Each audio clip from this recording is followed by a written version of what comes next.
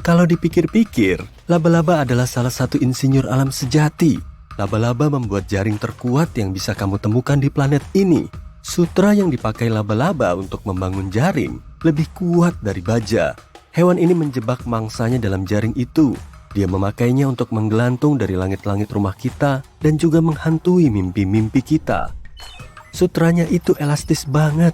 Mengingat betapa elastisnya sutra itu, ditambah besarnya gaya yang kamu butuhkan untuk memutusnya, kombinasi itu menunjukkan sutra itu begitu kuat hingga mampu menahan energi 3 kali lipat kemampuan Kevlar sebelum putus. Kevlar adalah bahan sintetis yang dipakai untuk ban atau produk karet lain seperti sarung tangan anti luka atau penghalang api dan ledakan. Bahan ini juga dipakai untuk pakaian olahraga. Kevlar adalah bahan di sepatu larimu yang bantu kamu memaksimalkan output energimu. Dengan Kevlar, perahu lebih tahan rusak dan lebih ringan. Bahan ini luar biasa kuat, 5 kali lebih kuat dari baja, sekaligus ringan. Sutra tali luncur adalah jenis sutra laba-laba yang sangat kuat. Tali luncur menghubungkan laba-laba dengan sarangnya. Ini semacam tali keselamatan kalau laba-laba sampai jatuh, dan tali ini harus cukup kuat untuk menahan bobot laba-laba.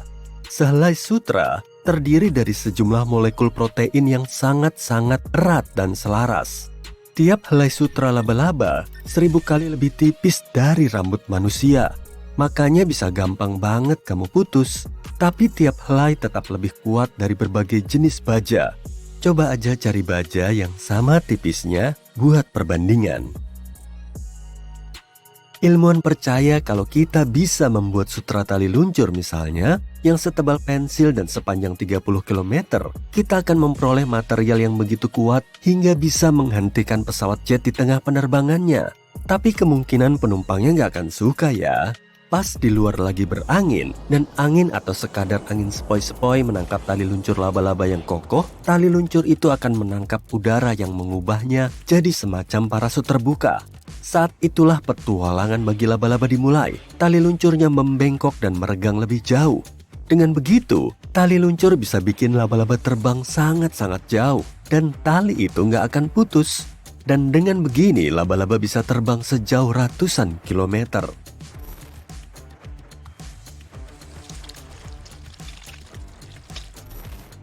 Karena sutra laba-laba begitu kuat, para peneliti terinspirasi untuk menemukan bahan baru. Bahan ini dikenal sebagai elastomer karena elastis mirip karet. Struktur bahan ini mirip jaring laba-laba, dan itu yang menjadikannya awet serta memungkinkan tekanan menyebar rata tanpa membuatnya pecah. Seperti sutra laba-laba, bahan ini tangguh dan kaku. Bahan yang kaku bisa menahan tekanan besar sebelum kamu bisa mengubah bentuknya, sedang bahan yang tangguh bisa menyerap banyak energi sebelum kamu memutusnya. Misal, kaca itu kaku, tapi nggak tangguh. Dalam hal bahan komersial, seringnya ini berkebalikan. Makin kaku, makin kurang ketangguhannya, dan sebaliknya. Fakta bahwa bahan yang terinspirasi sutra laba-laba ini sangat kaku dan tangguh, bikin materi ini makin keren lagi.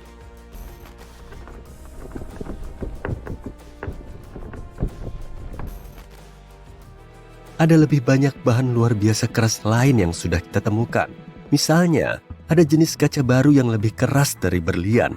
Umumnya, berlian adalah bahan terkeras dari semua bahan alami. Tapi sekarang ilmuwan sudah membuat jenis karbon baru yang mereka namakan EM3. Sekarang, ini adalah bahan amorf terkuat dan terkeras yang kita kenal. Amorf adalah bahan yang organisasi dan bentuknya nggak jelas. Misalnya karet, kaca, lilin, dan plastik. Berlian bisa sekuat dan seawet itu berkat strukturnya yang sangat teratur. Kamu pasti mikir bahan baru yang lebih kuat ini punya struktur seperti berlian juga, tapi sebenarnya ini lebih mirip dengan kaca. Mungkin kamu pernah dengar, sebagian orang yakin kalau kaca adalah cairan. Ternyata bukan, tapi kita juga nggak bisa memasukkannya ke dalam kategori bahan padat. Kaca adalah materi amorf yang aneh. Jadi molekulnya bukan tidak beraturan seperti cairan, tapi juga nggak beraturan kayak di zat padat. EM3 penghantar listrik yang baik, tapi cuma dalam beberapa kasus. Artinya, EM3 berpotensi bisa kita pakai, katakanlah untuk mendapatkan energi matahari. Bahan ini berguna untuk jendela anti peluru yang sampai 100 kali lebih kuat dibanding teknologi yang kita pakai sekarang.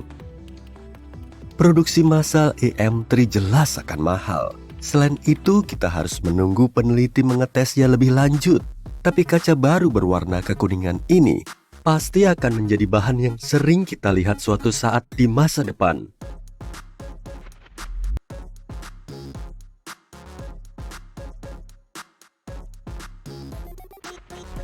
Yang berikutnya adalah Wurtzite Boron Nitride. Bahan ini cukup aneh, lebih keras dari berlian. Beberapa studi bilang bahan ini 18% lebih keras, yang artinya jauh lebih keras, dan sekaligus bersifat amorf. Tapi yang paling keren, bahan ini luar biasa langka karena hanya terbentuk selama erupsi vulkanik.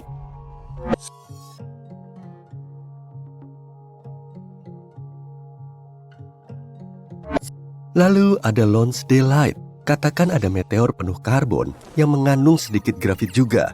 Meteorit ini menembus atmosfer bumi dan berangsur-angsur menabrak planet kita. Mungkin kamu berpikir suhu meteor yang terjun itu sangat panas.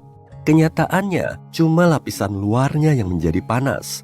Bagian dalam objek antariksa ini tetap dingin selama sebagian besar perjalanannya menuju planet kita.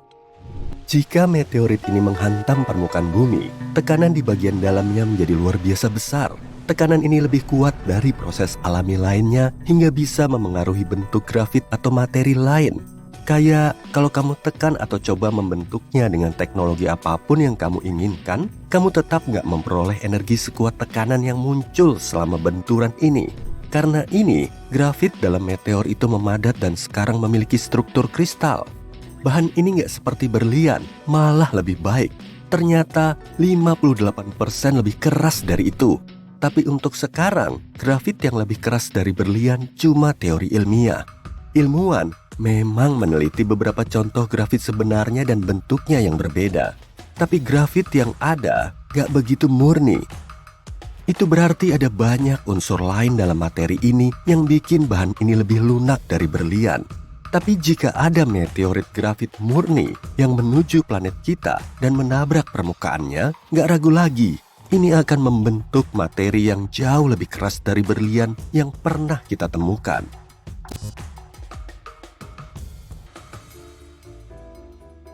Nah, kalau Dyneema gimana? Ini adalah serat terkuat di dunia, 15 kali lebih kuat dari baja. Bahan ini juga hampir 40% lebih kuat dari serat-serat aramid. Misalnya, Kevlar yang dipakai untuk ban yang tadi aku bilang. Dyneema lebih ringan dari air, tapi tetap bagus untuk benda-benda seperti tali dan tali derek untuk industri kapal. Ini bahan yang sangat bagus buat bikin jaring untuk memancing dan sarung tangan keselamatan di bidang pengerjaan logam.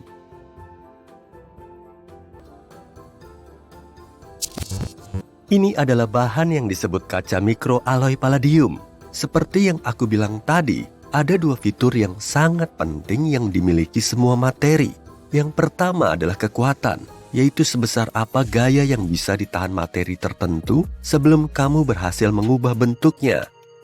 Yang kedua adalah ketangguhan, artinya berapa energi yang kamu butuhkan untuk mematahkan atau memecahkannya.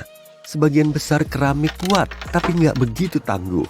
Bahan elastis seperti karet bisa menahan banyak energi, tapi bisa kamu deformasi dengan relatif mudah, dan bahan ini nggak kuat. Dan lebih dari 1 dekade terakhir, para peneliti membuat kaca baru dengan perpaduan 3 unsur yang menghasilkan material yang lebih kuat dibanding semua jenis baja. Ya, kaca ini lebih mungkin mengalami deformasi daripada pecah. Ini sebenarnya bahan paling keras yang nggak mengandung karbon.